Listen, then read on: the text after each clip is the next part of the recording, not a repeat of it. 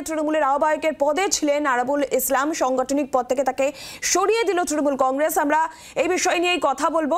প্রসেনজিৎ আমাদের প্রতিনিধি রয়েছেন আমাদের সঙ্গে। প্রসেনজিৎ, ঠিক কি খবর পাওয়া যাচ্ছে? দলের সাংগঠনিক পদ থেকে তৃণমূল কংগ্রেস আরাবুল ইসলামকে সরিয়ে দিল, আর কি তথ্য রয়েছে?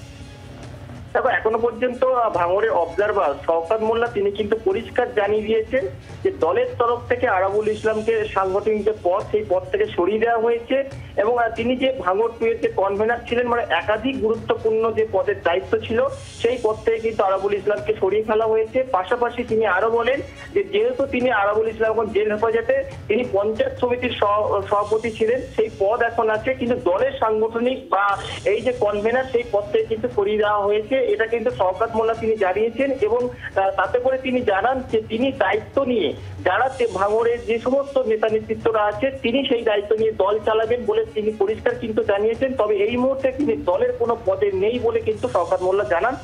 আরাবুল ইসলাম কোনো পদে নেই। সম্প্রতি ধন্যবাদ। প্রসেনজিৎ সর্দার ছিলেন। আরাবুল ইসলামকে দলের সাংগঠনিক পদ থেকে তৃণমূল কংগ্রেস সরিয়ে দিল। ভাঙড়ের তৃণমূল কংগ্রেসের আহ্বায়কের পদে আরাবুল ইসলাম ছিলেন এবং যেটা জানা যাচ্ছে যে ভোটের মুখে জেল হেফাজতে থাকায় আরাবুলকে তৃণমূল কংগ্রেস সরিয়ে দিল। আর দেবারতী আমাদের অপর প্রতিনিধিও রয়েছেন আমাদের সঙ্গে। দেবারতী, সমস্ত দলের সাংগঠনিক পদ থেকে আরাবুল ইসলামকে সরিয়ে দেওয়ার সিদ্ধান্ত তৃণমূল কংগ্রেসের, তাকে সরিয়ে দেওয়া হলো জেল হেফাজতে থাকাই কারণ হিসেবে সামনে আসছে। ভোটের আগে এই পদক্ষেপ তৃণমূল কংগ্রেসের কতটা তাৎপর্যপূর্ণ? দেখো, পঞ্চায়েত সমিতির সভাপতি পদে ভাঙড় ২ নম্বর ব্লকে এখনো পর্যন্ত আরাবুল ইসলাম রয়েছেন, কিন্তু দলের সমস্ত সাংগঠনিক পদ থেকে তাকে সরানো হয়েছে। যদিও শওকত মোল্লা তিনি দাবি করছেন যে শুধুমাত্র ভাঙড় ২ নম্বর ব্লকের তৃণমূল কংগ্রেসের কনভেনার হিসেবে তার পদ ছিল, সেরকম লিখিত পরিত কোনো পদ তার ছিল না। কিন্তু এক্ষেত্রে দাঁড়িয়ে একদিকে যেমন ভাঙড়ের ১ নম্বর ব্লকের দিকে পঞ্চায়েত ভোটের সময় থেকেই কাইজার আহমেদ খান, অর্থাৎ ভাঙড় বলতেই, ভাঙড়ের তৃণমূল কংগ্রেস বলতেই যাদেরকে আমরা যাদের ছবি আমাদের চোখের সামনে ভেসে ওঠে, এবং ভাঙড় ২ নম্বর ব্লকে আরাবুল ইসলাম, তারা দুজনেই বলা যেতে পারে যে ভাঙড়ের রাজনীতি থেকে বর্তমানে প্রায় একটা অন্য জায়গায় চলে গেলেন। ভাঙড়ের তৃণমূল কংগ্রেস তারা দাবি করছেন যে ভাঙড়ের তৃণমূল কংগ্রেস এবারে একেবারে দ্বিতীয় প্রজন্মের হাত ধরে উঠে আসবে।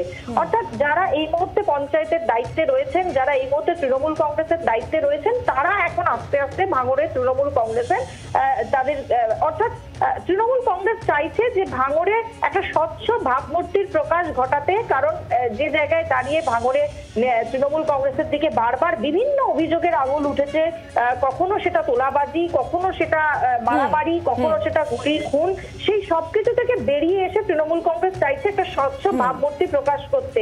কিন্তু অপরদিকে তৃণমূল কংগ্রেসের একাংশ তারা আবার মনে করছে যে এই আরাবুল ইসলাম বা এই কাইজার আহমেদ খান, এদের হাত ধরেই একটা সময়ে যখন বাম আমলে, তখন কিন্তু ভাঙড় থেকে তৃণমূল কংগ্রেস উঠে এসেছে।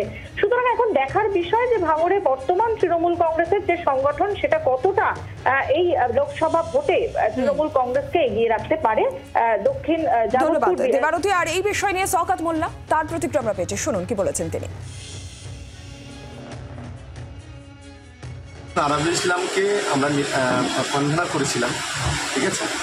আরাবুল ইসলাম জেলে, দলের দায়িত্ব সম্পূর্ণ নিজে কাঁধে নিয়ে সকলকে, গোটা ভাঙড় জুড়ে আমাদের যারা তৃণমূল কংগ্রেসের নেতাকর্মী আছে তাদেরকে নিয়ে মূলত আমরা এই নির্বাচনটা করছি।